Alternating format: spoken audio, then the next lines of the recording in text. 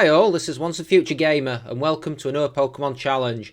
Last time we were in Gen 4 and we asked the question of whether or not I could beat Pokemon Pearl with a single Bronzor. That run was absolutely brutal in places and a lot of the challenges came where I wouldn't have expected them to. Today though, I've got something different in mind as we once again head to Gen 6 and ask the question of whether or not I can beat Pokemon Y with just a single Farfetch'd. You know, if this was Gen 7, we'd probably be laughing because Farfetch'd got a huge buff in that gen. Here, we've got a 352 base stat total, with our best stat being physical attack, but speed and special defense are close behind. We've actually got a pretty even spread of stats. In terms of that total, it's slightly better than the Growlithe I did Emerald with and the Meanfu I did Black with, but a bit worse than the Litleo I did this very game with.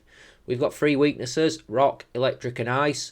Gyms 2, 5 and 8 respectively, 2 immunities to Ground and Ghost, and 2 resistances to Bug and Grass. So this should be interesting. In terms of our learn sets, we do get some decent moves. We'll start with Peck, Sand Attack, Leer and Fury Cutter.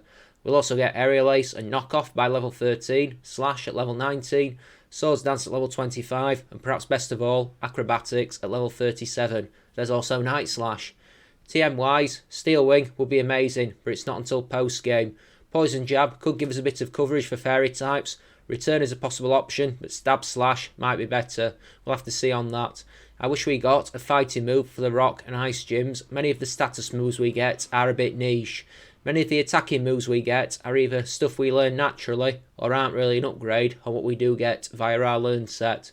Predictions. The Rock gym will be horrible. Electric Gym will probably be the same, and I am really not looking forward to facing off with Wickstrom in the Elite Four. The Ice Gym could be an issue, but I'm not hugely worried. I think we'll have enough to cope by then. The other Elite Four members shouldn't be too bad, though Lysander could be interesting. If you do enjoy what you see, like, subscribe and ring this bell that I hear people go on about. Just the rules then. In combat I can only use Farfetch'd. Other Pokemon will be needed for HMs but unable to fight. Only held items and Pokeballs in battle. No glitches or exploits. Last of all, no Pokemon are me, but I might utilise Super Training to help my EVs. I use the Universal Pokemon Randomizer to replace Chespin with Farfetch'd. I don't think between Delphox and Greninja there's that much in terms of difficulty for us, but Chestnut would be something we have a 4 times stab advantage versus, so I want to avoid that. There's been a lot of Farfetch'd in Pokemon games through the years that you can get as trades. In the Gen 1 tradition, I go with the name Ducks. It could have been Chiding or Quacklin, but I figured this one would be easier to record. Now, let's have a look at Ducks. Unfortunately, Ducks has the Modest Nature, which is about the worst one we could have got. Lowered attack and increased special attack. Oh dear, that is horrific. We also have the Keen Eye ability, which stops our accuracy from being lowered. That's okay, I guess. There's the Shauna fight immediately after. You know, there was a moment here when I thought it might look like we lose this. Her Froakie hits hard with Pound and Bubble attacks, and even as we hit Peck and Fury Cutters, Dux's health goes low. Thankfully, the third use of Fury Cutter lands home after she goes for Growl, and it's enough to take the victory. The third thing I do is head over to Super Training and start to EV train.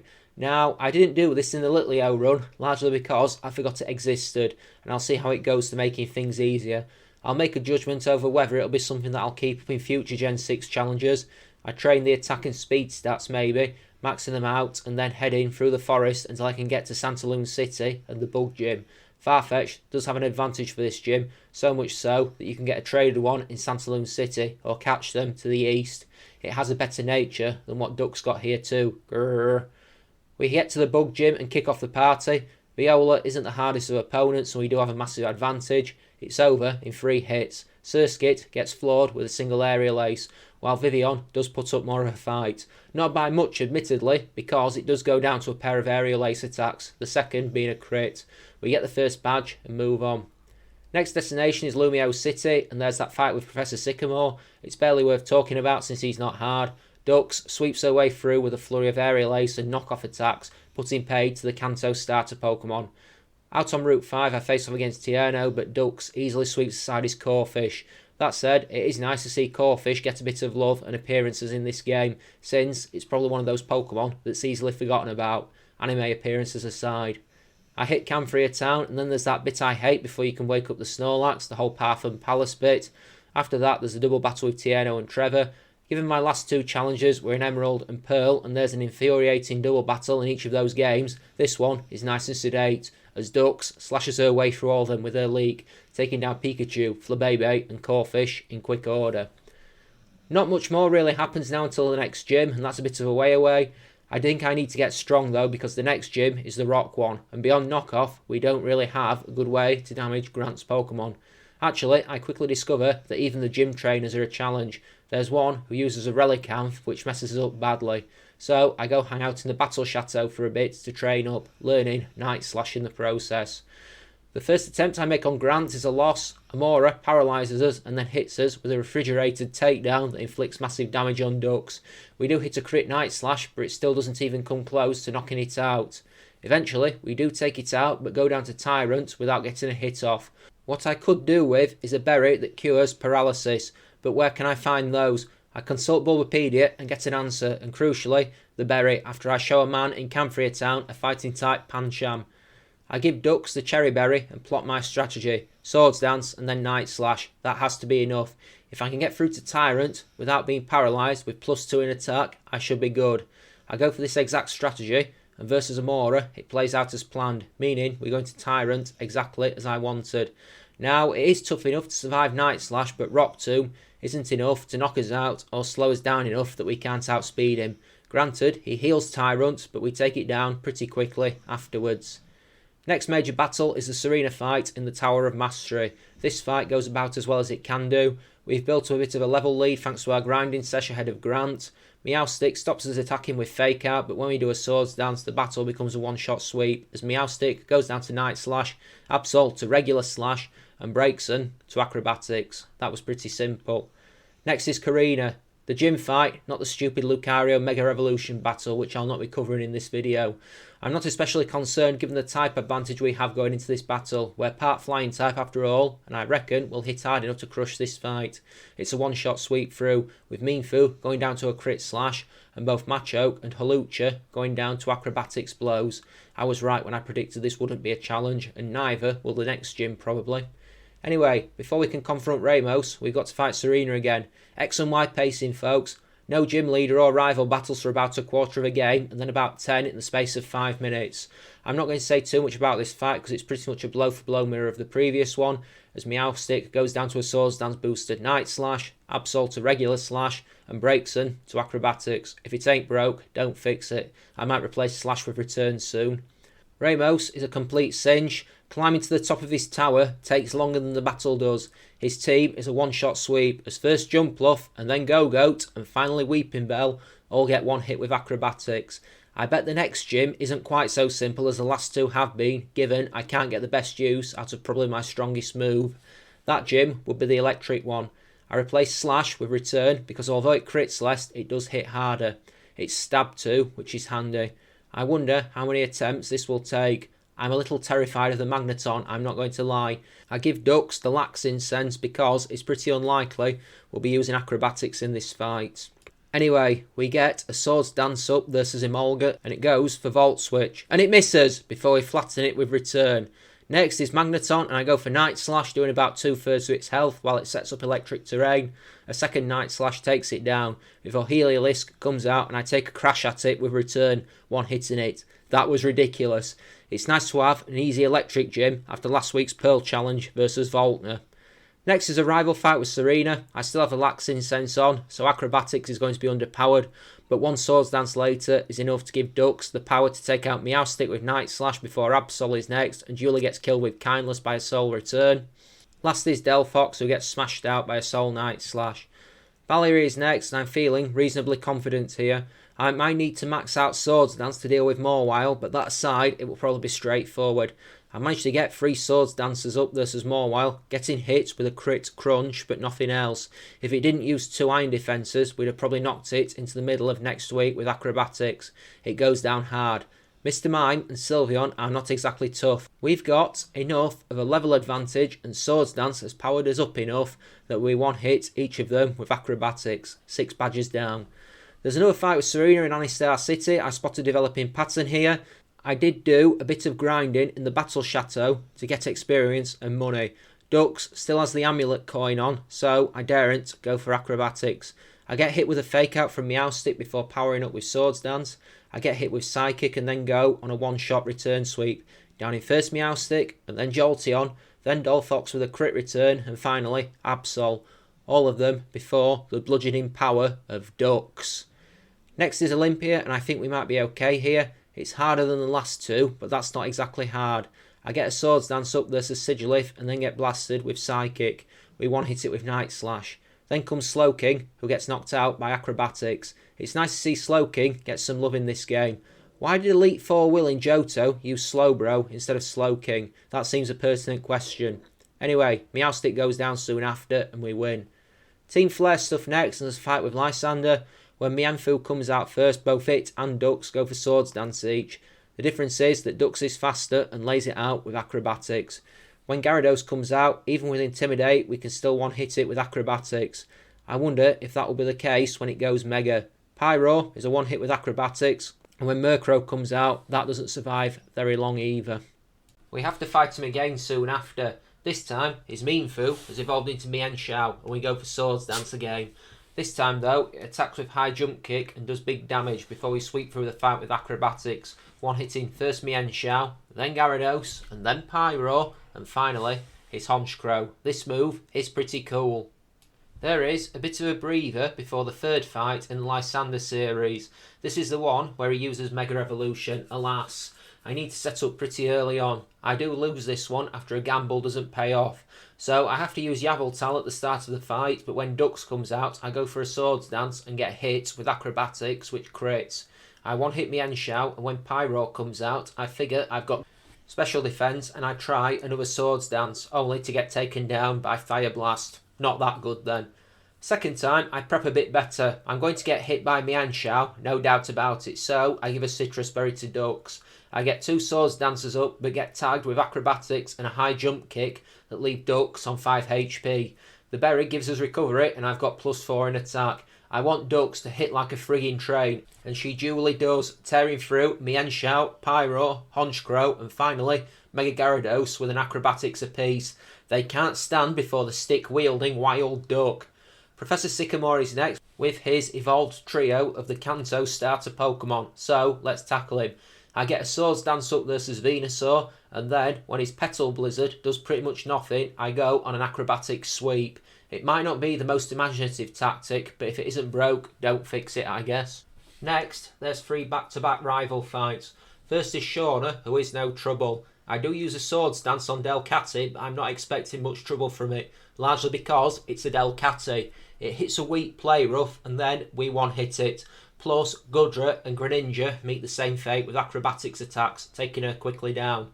Next is Tierno, and there's an issue here as we get the Swords Dance up versus Talonflame, and it mirrors us with the same move.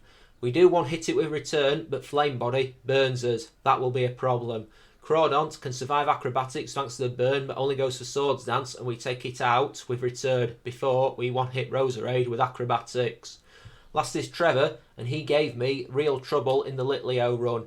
I don't dare set up on Raichu because it knows Nuzzle, and getting paralysed will end us. Instead, I one-hit it with Return. Thankfully, Static doesn't affect us. Next is Aerodactyl, and I go for Swords Dance. Ancient Power isn't that effective before we one-hit that with Night Slash, and then Florges goes down with Acrobatics. Woo, victory. Wulfric then. We've got a weakness to his type. I was pretty flippant at the start of the video, but I think there'll be some luck involved here. If I can set up and not get murdered, I should be fine. I do get a Swords Dance off versus a Abomasnow and then get hit with Ice Beam. I survive, but absolutely cannot afford to mess around. I go for Acrobatics, but he finishes us with the priority Ice Shard. Crap. I have a feeling I'm about to get really good at solving the gym puzzle here. Maybe I try and set up on something else because Abomasnow is rough. Mind you, I'm not too concerned about Abomasnow or Cryogonal. It's Avalugg that I think might be truly tricky. We'll see, I guess. I'm right to be concerned. We can one-hit the first two, Abomasnow and Cryogonal, but Avalugg takes about a quarter of its health in damage from Acrobatics, which is terrifying, and then it takes us out with Avalanche. Yeah, I need to boost before that thing comes out. I'll try giving Dux a Citrus Berry before powering up. I get some HP recovery versus Abomasnow, but if I go for 2 Swords Dance attacks, it'll probably end me. I one-hit both it and Cryogonal, but still can't one-hit Avalugg without that second boost. Let's try this again and see if something gives. This time I try for the second Swords Dance versus Cryogonal, but I don't get anywhere with it and go crashing down to an Ice Beam. Unless I have an idea. What if I try it on Avalugg? Again, it's doomed to fail. With the berry on, I can't one-hit a Bomber Snow with either Acrobatics or Return, and Wulfric heals it twice. But I have another idea. This is a good one that I get from here.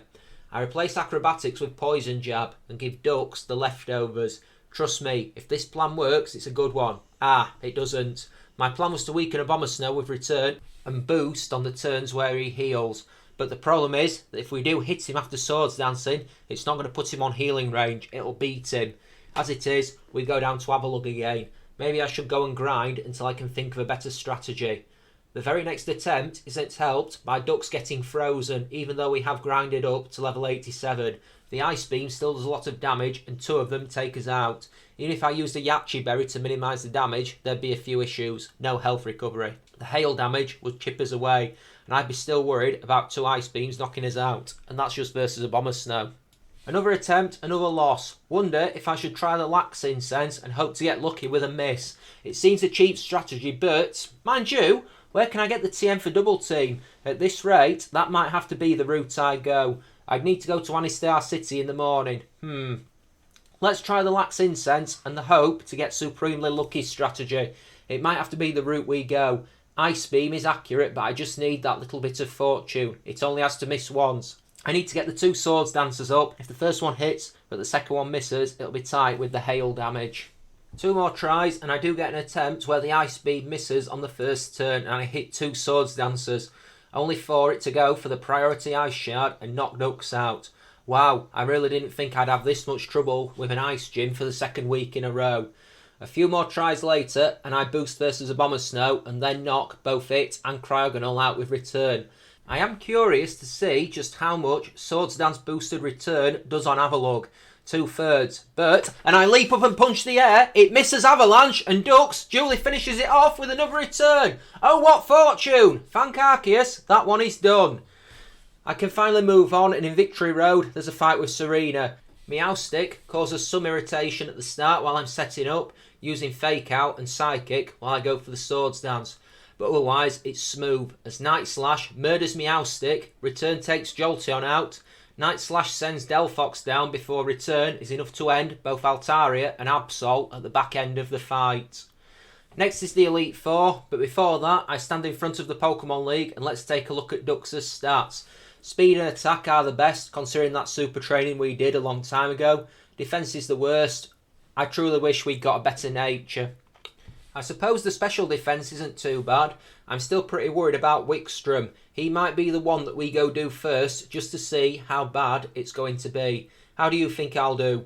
I'd say answers on a postcard, but in lieu of that, the comment section will do.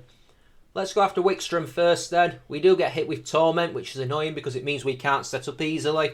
I managed to get 2 Swords Dancers up versus Klefki, only really taking minimal damage from Dazzling Gleam. Probopass, we can hit hard, but the Power Gem messes us up. Night Slash is the only neutral move we have for it, but Torment screws us again. I get a 3rd Swords Dance up and manage to take it down, but Ducks is weak after. Versus Aegislash, I make a mistake. I'm anticipating a King's Shield and instead go for an ineffective Swords Dance, but it lands Iron Head and takes Ducks out instead. Whoops. I'll come back stronger, I think. I'll go face Seabold instead. I get supremely unlucky in the opening round of this fight as Ducks faces Clowitzer. I go for 2 Swords Dancers and get hit with Water Pulse attacks, 2 of them. Does anybody want to guess what happened next? Yep, confusion damage took us down. I grind up to level 98 in the Battle Chateau. I kinda want to wait to get the double team TM, just in case. I go try Drasna next to see how we do here. I forgot to put the leftovers back on, but despite getting hit with Thunderbolt, it's a pretty clean sweep through the fight. I get a Swords Dance off and then Return through her entire team, taking down Dragalge, Altaria, Noivern and Drudigon with solo hits. That was easy. Good to know. I go for Molver next, and I should be okay here if I can avoid getting burned. That will complicate things immensely. She's not particularly tricky as I get the Swords Dance up versus Pyro and get hit with Wild Charge. That actually doesn't do as much damage as I'd be worried about. It's not stab, and Pyro isn't a physical attacker by my recollection, so we one-hit that with return. Torkoal goes down with a solo return, Talonflame goes down with the same move, and finally Chandelure goes down to Night Slash. I go for Seabold again after this. I'll have to be careful versus Clowitzer, I know that now. I get one Swords Dance up and then one hit Clowitzer with return. We don't get confused, but best not to push the luck. Next is Barbaracle, so I switch to Night Slash and 2-hit it. I'm very fortunate it misses Stone Edge though. Gyarados is next. I go for another Swords Dance to alleviate the Intimidate. Try saying that 3 times really fast and it goes to Dragon Dance. Dux is still faster though, and we one-hit it with return before doing the same to Starmie. Last is Wickstrom again. Dux hit level 99 in the fight with Seabold, so I use a rare candy to boost up to max.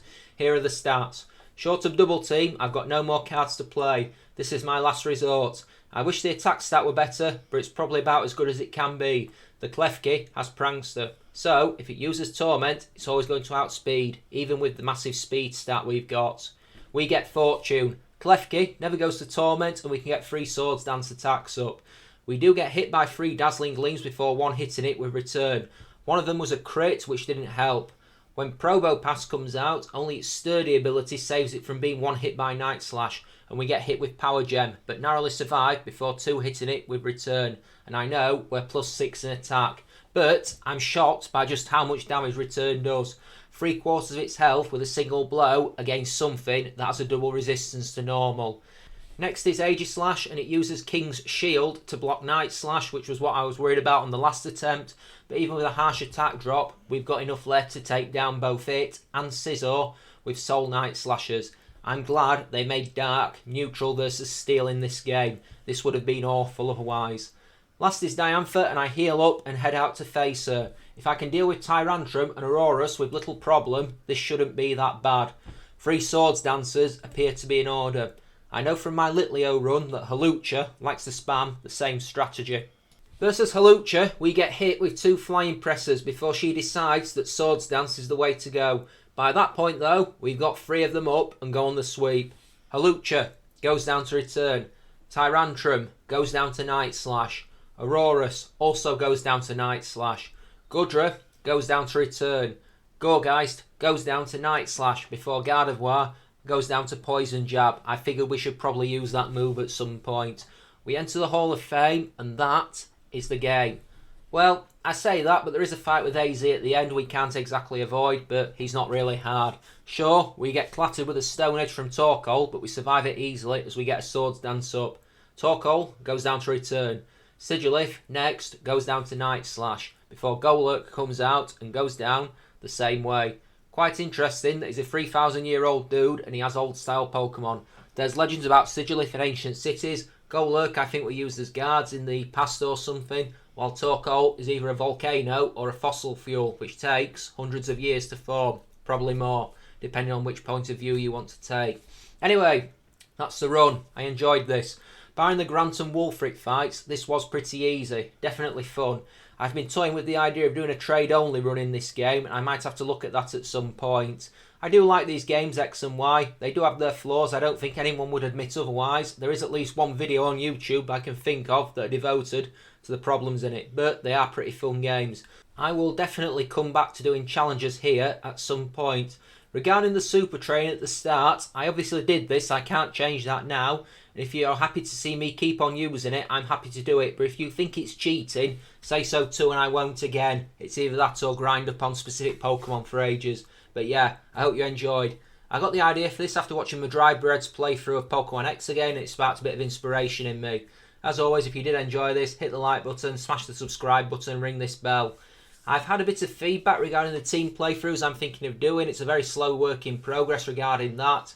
As always, if you have any ideas for challenges, be they single Pokemon runs or team theme runs, I bet I screw up saying that in recording, then there's the comment section below. Also, there's links in the description to my Twitter and to my Discord where you can drop them too. As well as in the description, there's links to all the other playlists I've done, and there's not just Pokemon stuff on there, there's many other things in there. Next week then, it was originally supposed to be this week's challenge and I moved some stuff around. We're going to go back to Gen 1 as I answer the question of whether or not I can beat Pokemon Yellow with just a single Ekans. That one could be interesting. what about me? What's new with me? I'm still battling through Pokemon Legends Arceus on this channel, even though it's been well over 3 months since it came out now, probably. I'm playing through the side quests at the moment. It's a fun game. I started a playthrough of Resident Evil 4, which might be up on the channel by now. Potentially not, but I could be wrong. The Pokemon Silver with a single Sentret video became my most popular at time of writing, overtaking the Fire Red with a single Meditite video. Given they're in double figures, it's quite easy to keep track of this stuff, but if you take the time out of your day to watch my stuff, I'm pretty humbled at the best of times because time is precious. Once it's gone, you don't get it back. If you did subscribe and are actively following me, then all the better, even more. Well, we are almost out of time now. I've rambled enough, so I'm going to all let you be. Thanks for watching. This has been Once a Future Gamer, and this has been Pokemon Y using only a single Farfetch'd. Take care now, and I will see you next time. Bye-bye now.